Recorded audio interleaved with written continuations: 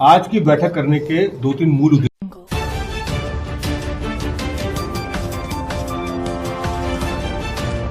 हैं। पहला उद्देश्य तो ये है कि हम अपने अधीनस्थों से फेस टू फेस बात विस्तार से करना चाह रहे थे और उसमें बातचीत करने के क्रम में ये जानने की कोशिश कर रहे थे कि हमारे अधीनस्थ जो हैं वो अपने काम जो है अच्छे से कर पा रहे हैं, नहीं कर पा रहे, किस तरह से उनके कामों को और अधिक जो है उसमें गुणात्मक सुधार किया जाए, उनको अगर कुछ समस्याएं आ रही हैं तो वो समस्याएं सुन के उनका किस तरह से निराकरण किया जाए और इसके अलावा जो हमारी आबादी की अपेक्षाएं हैं उन अपेक्षाओं को कैसे जो है वो पूरा किया जाए। अंत में हम लोगों ने जो यहाँ पर अपराध के कांड हुए हैं, संवेदनशील कांड हुए हैं, महत्वपूर्ण कांड हुए हैं, उन पर केस बाय केस भी स्टडी करके और ये आकलन किया कि 90% केसेस में गिरफ्तारियां और उद्भेदन हो चुके हैं। कुछ इक्का दुक्का कांड ऐसे हैं जो बहुत महत्वपूर्ण भी है, जिनमें अभी उद्भेदन नहीं हुआ है, उसमें क्या उद्भेदन करने में जो है उसमें क्या क्या और स्टेप लिए जाए उस पर पूरी विस्तार से चर्चा की। सर, स्वर्ण व्यवसायी हत्याकांड में कुछ बात छन के आई है, उस पर चर्चा हुई है और उसके अंदर अनुसंधान के कई बिंदु हैं, जो बिंदु पे काम चल रहा है और मुझे उम्मीद है कि जल्द ही उस कांड का खुलासा हो जाएगा। यहाँ पे सर लूट की घटनाएं ज्यादा होने लगी, उस पर अंकुश लगे, इसके लिए पुलिस प्रशासन क्या सर? देखिए, लूट की घटना हो या और भी किसी हेड की घटना हो, अगर हम एनसीआरबी के डेटा की बात करें, वो तो डेटा भारत सरकार के स्तर से हर साल बनता है। हमारे पास जो डेटा है उसमें कुल 20 हेड्स के अंदर जो बिहार की रैंकिंग है वो 14 हेड्स में इम्प्रूव हुई है।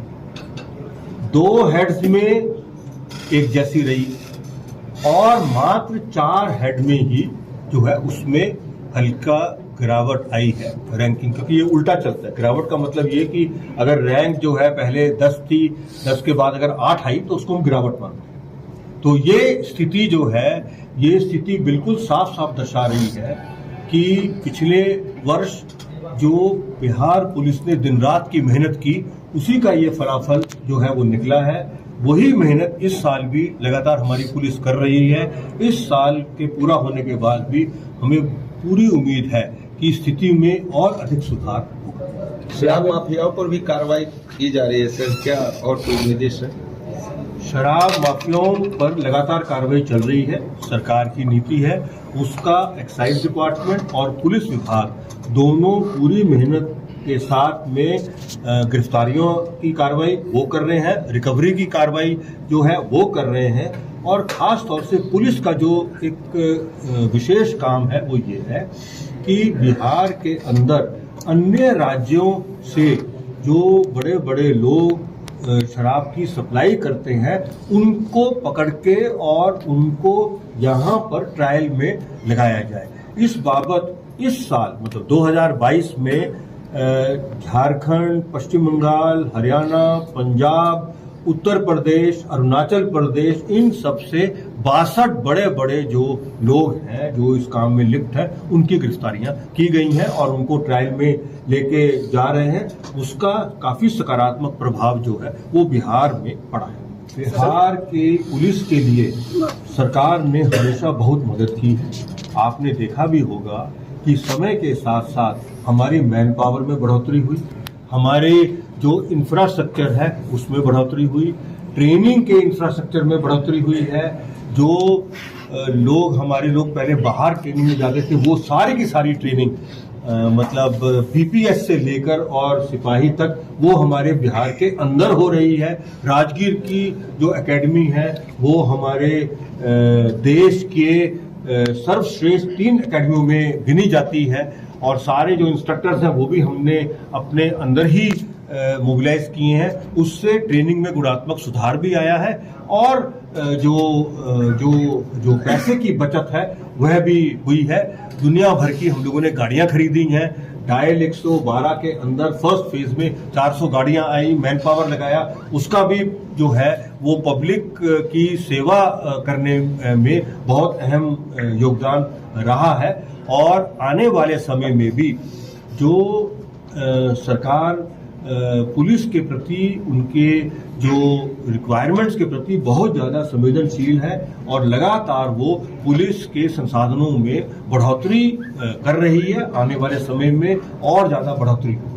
भू माफियाओं के द्वारा जो है गोलीबारी की घटना भी हो रही है, इसको कैसे अंकुश लगाएं? देखिए, भू विवाद बोलना चाहिए। भू विवाद जो है वो यहाँ की एक बड़ी समस्या है और उसका कारण ये है कि जो भू विवाद के रिकॉर्ड्स हैं वो रिकॉर्ड्स या तो रेवेन्यू अथॉरिटीज़ के पास रहते हैं और या भू विवाद के जो मामले हैं वो न्यायालय से सलटाए जाते हैं।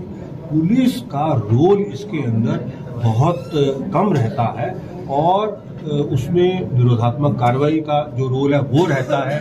जो कुछ केस दर्ज होते हैं उसके अनुसंधान के क्रम में जो कागजों के माध्यम से या अन्य माध्यम से जो एविडेंस मिलते हैं उस एविडेंस के आधार पर कुछ कार्रवाई हो सकती है, लेकिन भू विवाद का जो निराकरण है वह पुलिस के स्तर पर संभव नहीं है। यही कारण है कि सरकार ने भू विवाद के मामलों को सलटाने के लिए हर हफ्ते मीटिंग रखी है सीओ और थानाध्यक्षों की। 15 दिन में डीएसपी साहिबान, एसडीएम साहिबान की मीटिंग रखी है। 1 महीने में जो हमारे जिला के कलेक्टर साहब हैं और एसएसपी या एसपी साहब हैं उनकी मीटिंग रखी है। तो ये जॉइंट जो एफर्ट्स हैं, इन जॉइंट एफर्ट्स के माध्यम से ही भू विवादों का निपटारा हो सकता है। तो एक व्यवस्था ये कर दी है। दूसरी, भू विवाद के कारण जो घटनाएं हो रही हैं उन घटनाओं पे पुलिस का बहुत त्वरित जो है वो कार्रवाई और बहुत मजबूत कार्रवाई हो रही है। तो इन दोनों चीजों को अगर हम जोड़ के देखेंगे तो मैं ये कह सकता हूं कि भू विवाद की समस्याओं पर पुलिस और प्रशासन अंकुश लगाने में कुछ हद तक सफल रहा है और आगे और मेहनत से और अच्छा काम हो जाएगा। समस्तीपुर में थाना के पास शराब कारोबार होता है एक मार्केट में, वीडियो पुलिस के संज्ञान में आता है, थाना प्रभारी और समस्तीपुर एसपी के संज्ञान में भी, बावजूद उसके ऊपर कार्रवाई नहीं होती है। आप हमें ये जो दे देना इस चीज को लेकर, और कार्रवाई जो भी अपेक्षित है वो निश्चित तौर पे होगी। इसमें कोई कुताही वाली बात नहीं है, क्योंकि अलग अलग कारोबारी है जो वीडियो में दिखाई दे रहा है वो तो थानाध्यक्ष के साथ कोई दिक्कत नहीं है।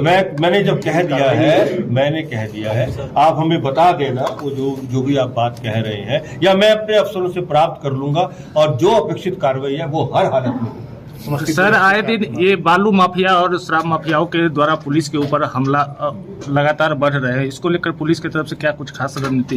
इसमें जो है, जो चाहे बालू की समस्या है या शराब की समस्या तो थोड़ी बड़ी है और इसमें पुलिस का काम चलता रहता है। और उस काम करने के क्रम में कुछ घटनाएं जो है वो जरूर सामने आई हैं, लेकिन तब जो है हर महीने जो हम रिव्यू करते हैं और जो आंकड़े इकट्ठे करते हैं, मॉनिटरिंग करते हैं, उसमें एक हेड जो पुलिस पे हमला होने के फलस्वरूप जो लोग पकड़े जाते हैं या पकड़े जाने चाहिए उनकी मॉनिटरिंग पूरी मुख्यालय स्तर पर होती है। और अभी इधर इस जो पिछले हफ्ता जो बीता है उस हफ्ते में 339 ऐसे लोग पकड़े गए हैं जिन्होंने पुलिस पर हमला किया था।